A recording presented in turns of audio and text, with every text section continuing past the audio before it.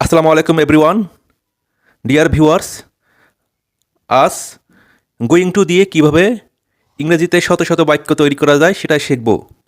Going to, যেটা ভবিষ্যতে কিছু করতে যাওয়া বোঝালে আমরা গোয়িং টু ব্যবহার করব। স্ট্রাকচার, প্রথমে সাবজেক্ট বসবে, তারপর সাবজেক্ট অনুযায়ী এম ইজ আর বসবে, তারপর going two plus verb one plus object. আমরা কিছু এক্সাম্পল দেখব। ফার্স্ট অফ অল, আমি ইংরেজি শিখতে যাচ্ছি। এখানে সাবজেক্ট হিসেবে আছে আই, এবং আই অনুযায়ী আমরা বসাতে পারি অ্যাম। তারপরে গোয়িং টু, তারপর V1 হিসেবে আসছে learn, object English. I am going to learn English, আমি ইংরেজি শিখতে যাচ্ছি।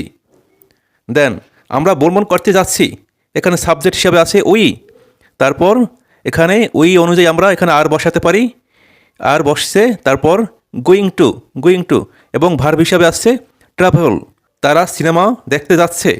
এখানে সাবজেক্ট হিসেবে আছে দে, এবং ভার্ব হিসাবে দের পর আমরা আর বসাতে পারি।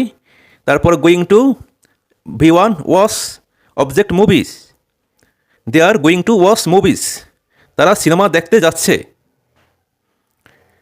আমরা নতুন বই পড়তে যাচ্ছি, এখানে সাবজেক্ট হিসাবে আছে উই, এবং তারপর উই অনুযায়ী আর বসছে। তারপর going two verb one read object new books, আমরা নতুন বই পড়তে যাচ্ছি।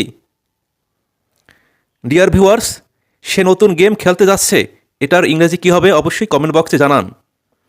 Thanks for watching this video.